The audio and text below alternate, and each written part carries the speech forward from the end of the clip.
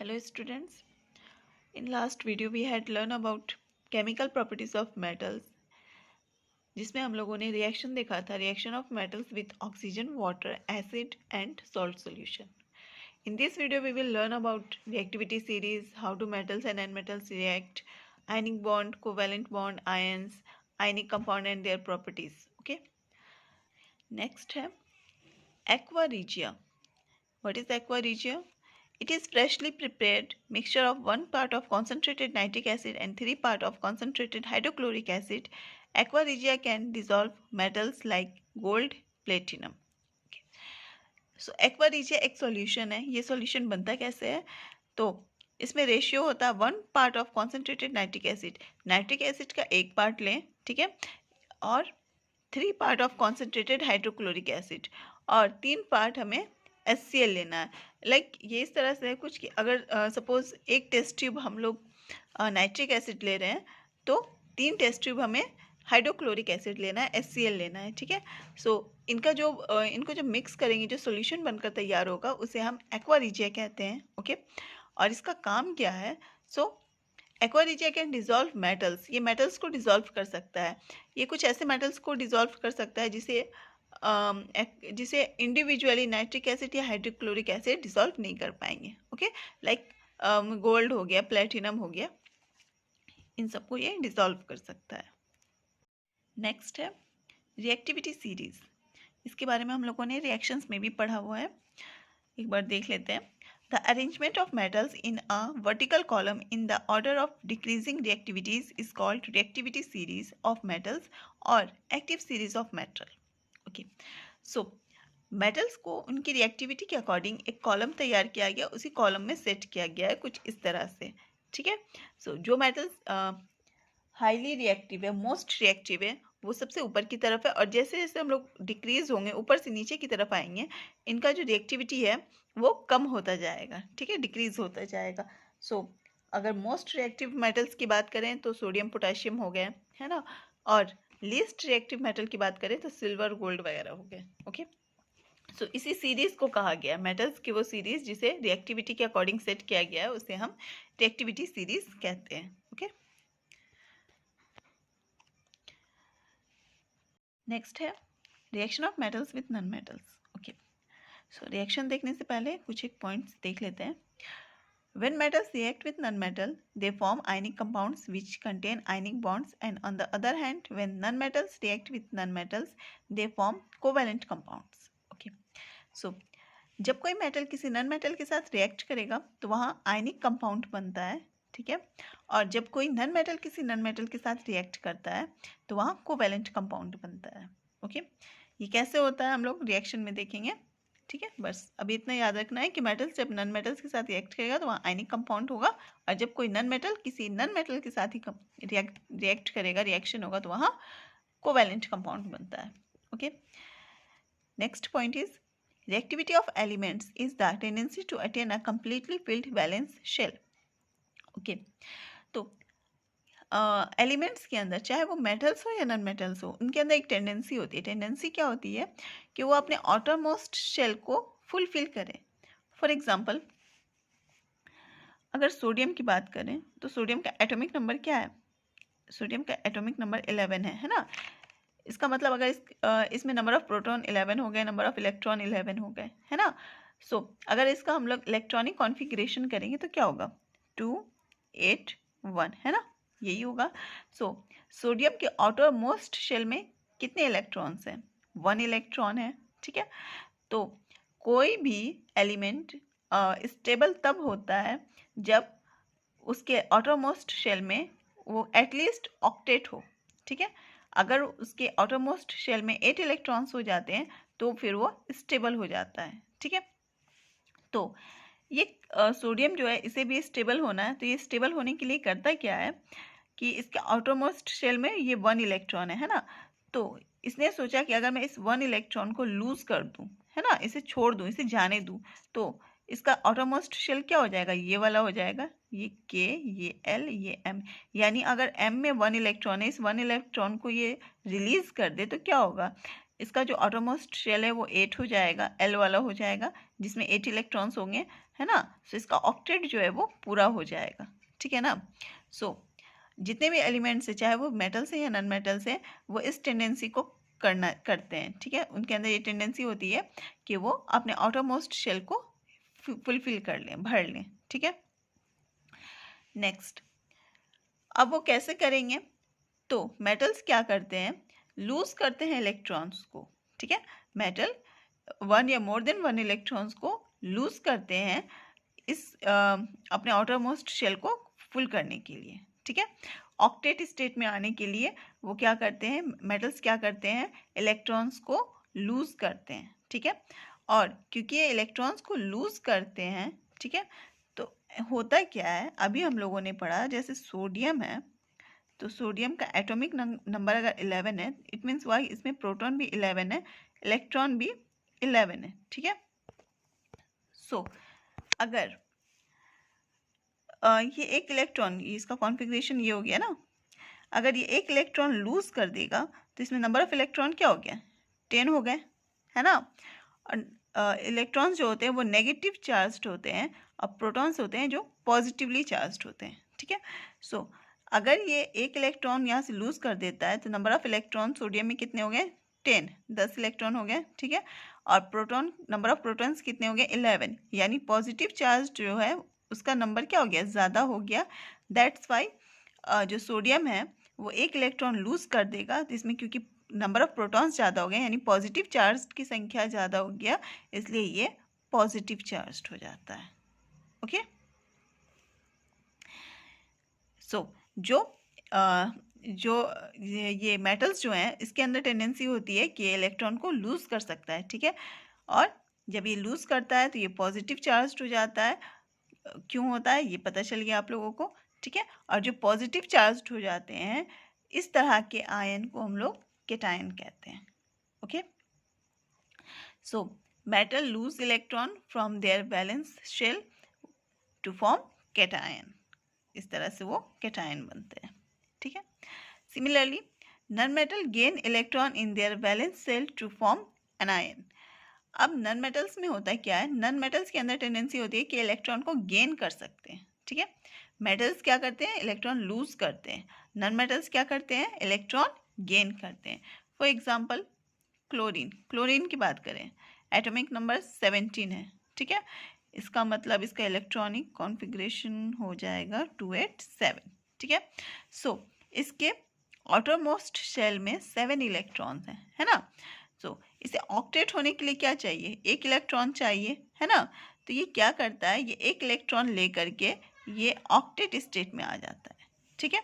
अब क्लोरीन का atomic number पहले 17 था, यानी नंबर ऑफ प्रोटॉन इसमें 17 थे, नंबर ऑफ इलेक्ट्रॉन क्या था, नंबर ऑफ इलेक्ट्रॉन भी इसमें 17 था, बट इसने एक इलेक्ट्रॉन यहाँ पर ले लिया, है ना, लेकर ये 8 हुआ, यानी नंबर ऑफ इलेक्ट्रॉन यहाँ बढ़ गया। यानी इस क्लोरीन में नंबर ऑफ प्रोटॉन तो 17 है ही, बट नंबर ऑफ इलेक्ट्रॉन अब कितने हो गए, 18 हो गए। And we know that electrons are negatively charged, है ना, इलेक्ट्रॉन नेगेटिव चार्ज्ड होते हैं। दैट्स वाई यहाँ पर हम लोग नंबर ऑफ इलेक्ट्रॉन यहाँ ज़्यादा हो गया, यानी क्लोरीन के अंदर नेगेटिव चार्ज जो है वो ज़्यादा हो गया। सो हम लोग यहाँ पर माइनस लगाते हैं, ठीक है। अगर यहाँ पर 2 इलेक्ट्रॉन्स होते हैं, 2 इलेक्ट्रॉन्स इसने लिया होता है तो यहाँ पर 2 माइनस लिखते हैं, 3 रहेगा तो 3 माइनस लिखेंगे, अगर 1 रहता है तो सिर्फ माइनस लिखा जाता है, ओके। सो यहाँ पर इस तरह से ये माइनस का चार्ज यहाँ आ जाता है, ओके। और ऐसे non metals gain electron in their valence shell to form anion. So non metals क्या करते हैं, इलेक्ट्रॉन को गेन कर लेते हैं, इलेक्ट्रॉन को एक्सेप्ट करते हैं, एक्सेप्ट करने की वजह से नंबर ऑफ इलेक्ट्रॉन्स जो है उसमें ज़्यादा हो जाता है, इंक्रीज कर जाता है ना। सो जब नंबर ऑफ इलेक्ट्रॉन्स इंक्रीज करता है तो ये नंबर ऑफ इलेक्ट्रॉन क्या है, नेगेटिवली चार्ज होता है। That's why we use negative charge, and यही रीज़न है कि ये अनायंस कहलाते हैं, ठीक है। रिएक्शन देख लेते हैं। मेटल प्लस नॉन मेटल जब रिएक्ट करेंगे तो क्या बनेगा, आयनिक कंपाउंड बनेगा, and ionic compound is also called electrovalent compound, okay. Example देखते हैं। Sodium which is a metal when reacts with chlorine which is a non metal, okay. तो sodium और क्लोरीन जब आपस में रिएक्ट करेंगे तो क्या बनता है, सोडियम क्लोराइड बनता है, ठीक है। नाउ आयनिक कंपाउंड है क्या? तो compound formed by transfer of electron, ठीक है, यानी इस रिएक्शन में जो हमारे पेरेंट एलिमेंट है, यानी पेरेंट एलिमेंट हमारे क्या हो गए, सोडियम और क्लोरीन हो गए, है ना। तो जब पेरेंट एलिमेंट आपस में इलेक्ट्रॉन का ट्रांसफर करते हैं, ठीक है, और उस इलेक्ट्रॉन के ट्रांसफर से जो हमारा प्रोडक्ट बनकर तैयार हुआ, जो कंपाउंड बनकर तैयार हुआ, उसे हम आयनिक कंपाउंड कहेंगे। यानी यहाँ सोडियम और क्लोरीन जो आपस में रिएक्ट कर रहे हैं, तो एक्चुअली ये क्या कर रहे हैं, आपस में इलेक्ट्रॉन्स को ट्रांसफर कर रहे हैं, ठीक है।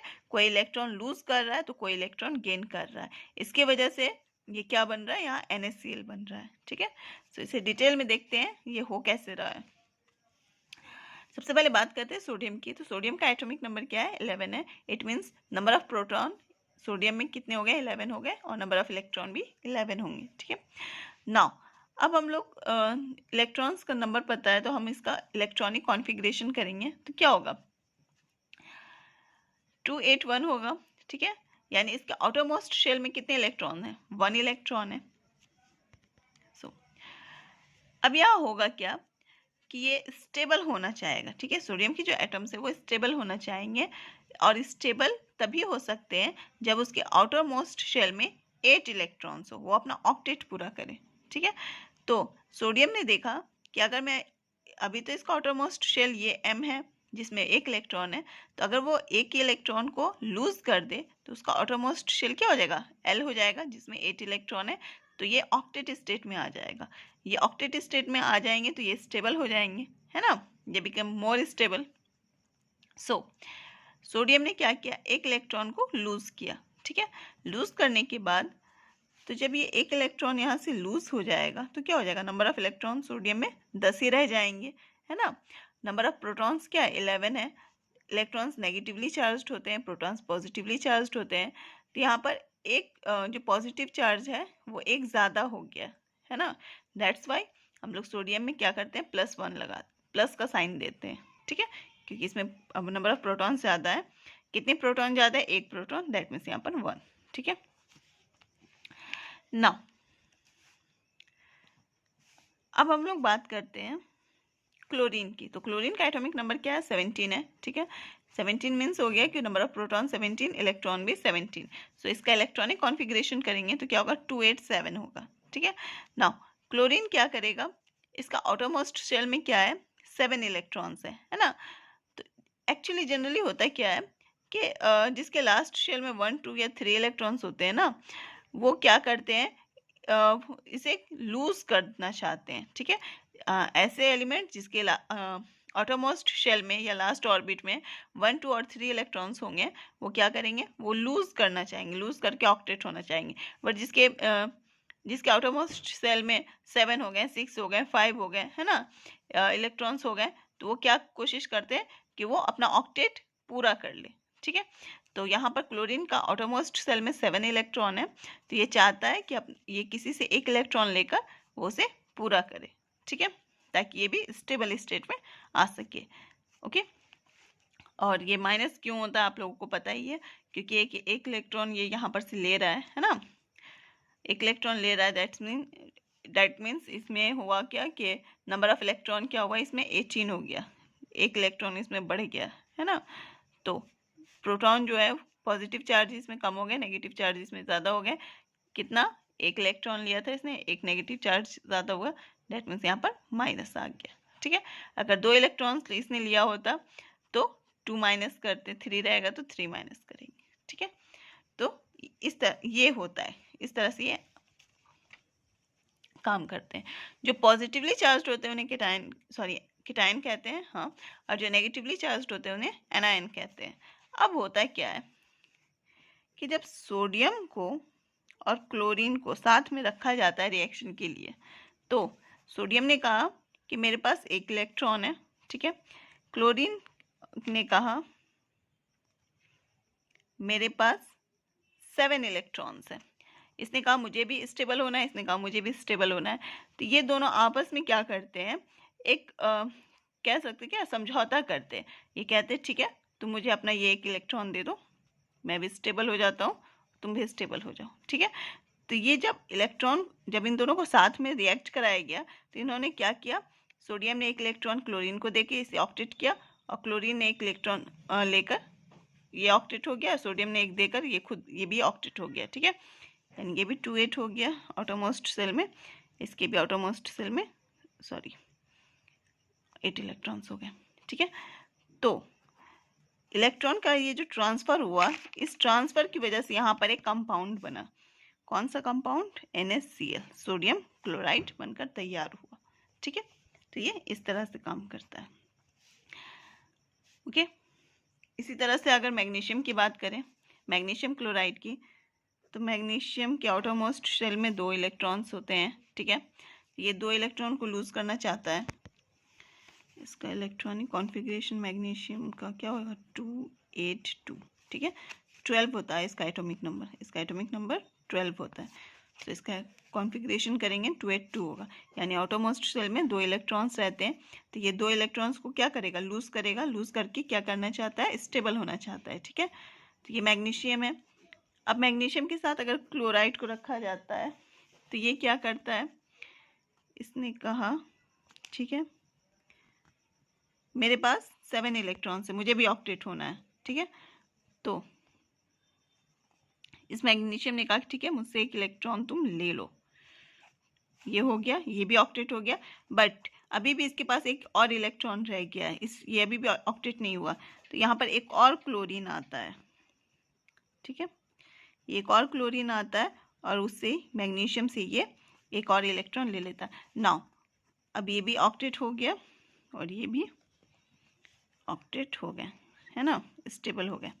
तो इस तरह से जब मैग्नीशियम और क्लोरीन को रिएक्ट कराया जाता है तो मैग्नीशियम के आउटरमोस्ट सेल में 2 इलेक्ट्रॉन्स रहते हैं, ये 2 इलेक्ट्रॉन्स को लूज करके ऑक्टेट होता है मैग्नीशियम, और क्लोरीन जो है, यहाँ पर 2 क्लोरीन आते हैं और एक इलेक्ट्रॉन्स को ले लेते हैं, और इस तरह से ये तीनों जब स्टेबल हो जाते हैं तो इनके बीच में एक फोर्स काम करता है। ठीक है, इनके बीच में एक फोर्स काम करता है। NaCl के केस में भी वही होता है। तो ये अब 2 इलेक्ट्रॉन को लूज करके हो गया 2+। ठीक है, और इसने 2 इलेक्ट्रॉन को ले लिया, ये हो गया माइनस। ठीक है, 2 है। नाउ अब ये पॉजिटिवली चार्ज्ड है, ये नेगेटिवली चार्ज्ड है ना। तो हम लोगों ने पढ़ा है कि अपोजिट चार्जेस अट्रैक्ट करते हैं एक दूसरे को, है ना। Opposite charges attract each other, एक दूसरे को अट्रैक्ट करते हैं। सो यहाँ पर भी दोनों अपोजिट चार्ज है तो ये एक दूसरे को अट्रैक्ट करेगा। तो इन दोनों के अट्रैक्शन में जो दोनों जब एक दूसरे को अट्रैक्ट करेंगे तो यहाँ पर जो फोर्स लग रहा है, इस फोर्स को कहते हैं इलेक्ट्रोस्टैटिक फोर्स। Electrostatic force. ठीक है, तो यहाँ पर क्या हो रहा है? इलेक्ट्रोस्टैटिक फोर्स लग रहा है, जिसकी वजह से यहाँ पर जो कंपाउंड बनकर तैयार हो रहा है वो है MgCl2, magnesium chloride. Okay, NaCl में भी वही केस होता है, सेम केस होता है कि सोडियम है, एक इलेक्ट्रॉन इसने दे दिया तो ये पॉजिटिवली चार्ज हो गया, क्लोरीन ने एक इलेक्ट्रॉन ले लिया तो ये नेगेटिवली चार्ज हो गया। सो अब क्या हुआ? ये पॉजिटिव चार्ज है, इसमें नेगेटिव चार्ज है, तो दोनों में अपोजिट चार्जेस की वजह से क्या होगा? दोनों एक दूसरे के पास आने की कोशिश करेंगे, दोनों में अट्रैक्शन होगा, है ना, क्योंकि अपोजिट चार्जेस है। तो ये जो अट्रैक्शन हो रहा है दोनों के बीच में, तो इसमें कौन सा फोर्स काम कर रहा है? इलेक्ट्रोस्टैटिक फोर्स काम कर रहा है। ठीक है, जैसे हम लोग जो है, हम लोग पर कौन सा फोर्स लगता है? तो अर्थ की तरफ से हम लोगों पर ग्रेविटेशनल फोर्स लगता है ना। अर्थ में ग्रेविटी होती है, ग्रेविटेशनल फोर्स होता है जिससे वो हर एक चीज़ को अपनी तरफ खींचता है। तो उसी तरह से यहाँ पर जो इन दोनों के बीच में कौन सा फोर्स लग रहा है अट्रैक्शन में? इलेक्ट्रोस्टैटिक फोर्स लग रहा है, जिसकी वजह से ये NaCl बन रहा है। ठीक है, ये पूरा प्रोसेस है, इस तरह से हमारा आयनिक कंपाउंड बनकर तैयार होता है। तो जब जब एक मेटल और एक नॉन मेटल रिएक्ट करते हैं, है ना, तो मेटल्स इलेक्ट्रॉन्स को क्या करते हैं? लूज करते हैं। ठीक है, और नॉन मेटल्स क्या करते हैं? लूज किए हुए इलेक्ट्रॉन्स को गेन करते हैं। तो एक पॉजिटिव चार्ज हो जाता है, एक नेगेटिव चार्ज हो जाता है। और जब ये दोनों क्योंकि ये दोनों अपोजिट चार्जेस होते हैं, दोनों के बीच में फोर्स ऑफ अट्रैक्शन काम करता है। कौन सा? इलेक्ट्रोस्टैटिक फोर्स ऑफ अट्रैक्शन काम करता है, जिसकी वजह से जो कंपाउंड बनता है वो हमारा आयनिक कंपाउंड कहलाता है। नाउ बात करते हैं इलेक्ट्रॉन डॉट स्ट्रक्चर की, कि रिएक्शन को हम लोग स्ट्रक्चर डॉट स्ट्रक्चर में कैसे रिप्रेजेंट करेंगे। ठीक है, तो यहाँ पर दो बातें याद रखनी है। फर्स्ट ऑफ ऑल कि जो इलेक्ट्रॉन्स हैं उसे हम लोग दो तरह से रिप्रेजेंट कर सकते हैं, एक तो डॉट से और एक क्रॉस से। ठीक है, एंड सेकेंड ऑफ ऑल कि यहाँ पर इनका इलेक्ट्रॉनिक कॉन्फ़िगरेशन करेंगे। लाइक सोडियम का number of total number of electron 11 है, तो इसका इलेक्ट्रॉनिक कॉन्फ़िगरेशन क्या होगा, 281 होगा, है ना। तो हम लोगों को यहाँ पर सिर्फ आउटर मोस्ट शेल वाले इलेक्ट्रॉन को ही लेना है। ठीक है, और किसी को नहीं लेना। लास्ट वाला जो शेल में जितना इलेक्ट्रॉन रहेगा हम लोगों को सिर्फ उसी को लेना है। लाइक क्लोरीन, तो क्लोरीन के आउटरमोस्ट शेल में कितने इलेक्ट्रॉन होंगे, जब इसका कॉन्फ़िगरेशन करेंगे तो इसके आउटरमोस्ट शेल में 7 इलेक्ट्रॉन्स हैं, है ना। दैट मीन्स हम लोगों को सिर्फ और सिर्फ ये लास्ट वाला ही इलेक्ट्रॉन लेना है। कितने हैं शेल में, 7 है, तो यहाँ पर हम लोग 7 इलेक्ट्रॉन्स ही लेंगे। ठीक है, नाउ सोडियम के पास आउटरमोस्ट शेल में 1 इलेक्ट्रॉन है, तो यहाँ पर मैंने डॉट से इसे रिप्रेजेंट कर दिया। ठीक है, क्लोरीन के पास 7 है, तो 2 यहाँ 2 यहाँ 2 ऊपर और यहाँ पर 1 डाला। ठीक है, 7 हो गए। नाउ अब सोडियम ने क्या कहा, ये 1 इलेक्ट्रॉन तुम ले लो, तो यहाँ पर ये 1 आ जाएगा, तो ये इसका ऑक्टेट पूरा हो गया। ठीक है, तो इसने क्योंकि 1 इलेक्ट्रॉन लूज किया, तो नाउ इट बिकम्स Na+। ठीक है, ये केटायन हो गया। और क्लोरीन ने 1 इलेक्ट्रॉन गेन किया है, तो ये यहाँ पर ये माइनस हो गया, यहाँ पर ये इसका ऑक्टेट पूरा हो गया और ये माइनस हो गया। ठीक है, जो भी हम लोग सिंबल लिखेंगे किसी भी एलिमेंट का, सब लाइक कुछ भी हो, लाइक Mg ही है, मैग्नीशियम ही है, तो इसमें होगा क्या कि 4 साइड हो गए ना, यहाँ यहाँ यहाँ और यहाँ, तो हर साइड में हम लोग सिर्फ और सिर्फ 2 ही इलेक्ट्रॉन्स को पुट कर सकते हैं। ठीक है, 2 ही इलेक्ट्रॉन्स को पुट करना है हम लोगों को। ठीक है, और दूसरी बात कि एक एलिमेंट के लिए सिर्फ एक ही तरह का स्ट्रक्चर हम लोग यूज़ करेंगे। ऐसा नहीं कर सकते कि अगर सपोज Mg है तो यहाँ पर मैंने इसे डॉट से दिखाया, फिर यहाँ पर ये क्रॉस कर दिया, फिर यहाँ ये डॉट कर दिया, फिर यहाँ ये, इस तरह से हम लोग नहीं कर सकते। ठीक है, एक एलिमेंट के लिए एक ही तरह का हम लोग इलेक्ट्रॉन को रिप्रेजेंट करने के लिए एक ही सिंबल हम लोग यूज़ करेंगे, या तो क्रॉस या तो डॉट। ठीक है, मैग्नीशियम एक और एग्जांपल देख लेते हैं। मैग्नीशियम क्लोराइड है, सो मैग्नीशियम के पास 2 इलेक्ट्रॉन्स हैं। ठीक है, तो इसे लेने के लिए एक क्लोरीन यहाँ ऊपर से आ रहा है, एक यहाँ पर है, 2 क्लोरीन है ना, दोनों के पास एक एक इलेक्ट्रॉन जा रहा है। तो यहाँ पर मैग्नीशियम ने 2 इलेक्ट्रॉन्स लूज़ किए, तो ये 2+ हो गया, और यहाँ पर 2 क्लोरीन है। ठीक है, जो कि एक एक इलेक्ट्रॉन ले रहा है ना, यहाँ पर सिर्फ सिंगल माइनस, ये 1 इलेक्ट्रॉन यहाँ ले रहा है, इसलिए यहाँ पर सिर्फ माइनस लिखा है। क्लोरीन यहाँ पर 2 का मतलब हो गया कि ये 2 क्लोरीन है। ठीक है, तो ये रिएक्ट करके बनाएंगे MgCl2, magnesium chloride. Okay, next है कोवैलेंट बॉन्ड। तो ये जो कोवैलेंट बॉन्ड है ये नॉन मेटल्स के बीच में ही बनता है, मेटल्स के बीच में नहीं बनता है। ठीक है, और इसमें होता है क्या है, इलेक्ट्रॉन ट्रांसफर नहीं होता है।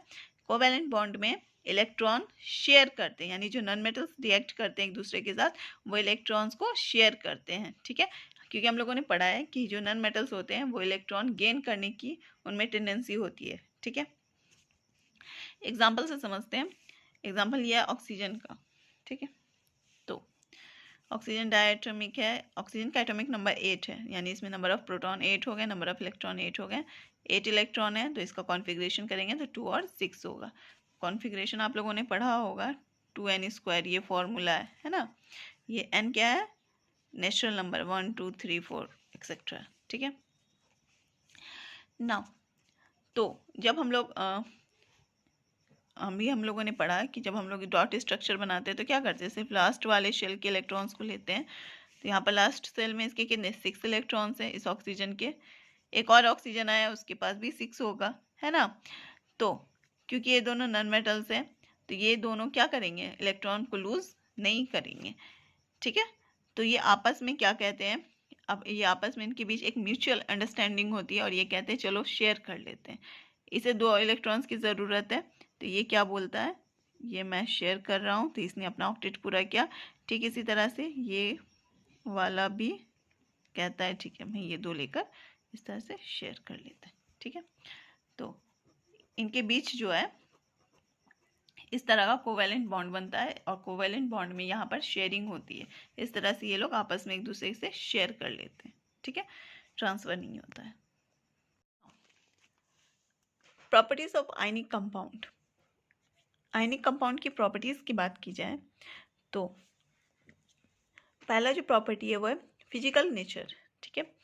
They are hard rigid solid because of the strong force of attraction between the positive and negative ions. Okay, so ionic compounds जो होते हैं अगर उनका फिजिकल प्रॉपर्टी की बात करें, ठीक है, तो सबसे पहली बात है कि वो हार्ड होंगे, रिजिड होंगे, है ना, सॉलिड होते हैं। लाइक NaCl, अगर NaCl को ही हम लोग ध्यान में रखकर देखें तो NaCl क्या होता है, हार्ड होता है, रिजिड होता है ना, सॉलिड होता है, ठीक है। क्यों होता है? क्योंकि ये जो दो आयंस हैं इन दोनों के बीच का जो फोर्स है बहुत ज़्यादा स्ट्रॉन्ग होता है। फोर्स ऑफ अट्रैक्शन, इसमें जो इलेक्ट्रोस्टैटिक फोर्स ऑफ अट्रैक्शन लगता है वो बहुत ज़्यादा स्ट्रॉन्ग होता है, जिसकी वजह से ये हार्ड होते हैं, ठीक है, ये सॉलिड होते हैं, ठीक है। बट इसके अंदर एक और प्रॉपर्टी पाई जाती है जो है ब्रिटल होने की। ब्रिटल का मतलब कि जब उस पर फोर्स लगाया जाता है तो वो ब्रेक कर जाता है। तो जब हम लोग NaCl के ऊपर फोर्स लगाएंगे तो वो क्या होता है, अगर इसका एक पार्टिकल लें, ये सपोज ये पार्टिकल है NaCl का, अगर हम लोग इस पर फोर्स लगाएंगे तो ये टूट जाएगा, ब्रेक होगा, है ना, तो इसकी प्रॉपर्टी ब्रिटल होती है। नेक्स्ट है melting and boiling point.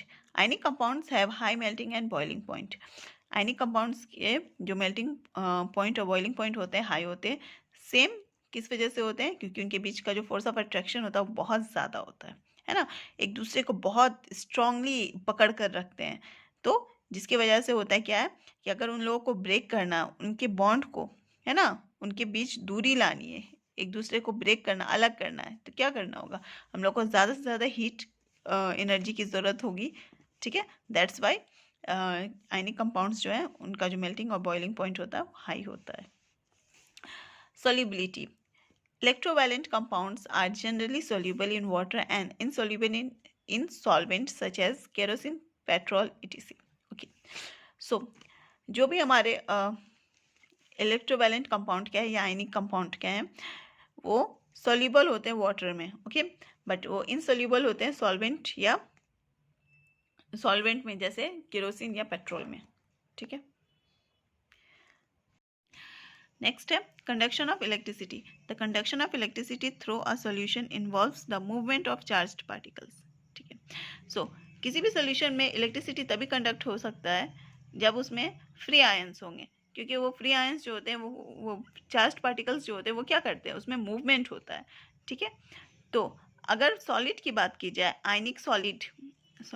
Ionic compound की बात की जाए जो कि सॉलिड स्टेट में होते हैं, तो उसमें इलेक्ट्रिसिटी कंडक्ट नहीं हो पाएगा, क्योंकि ये सॉलिड हैं, इनके बीच में फोर्स ऑफ अट्रैक्शन बहुत ज़्यादा है, तो इसमें कोई भी फ्री चार्ज्ड पार्टिकल हम लोगों को, फ्री आयंस हम लोगों को यहाँ नहीं मिलेंगे, ठीक है।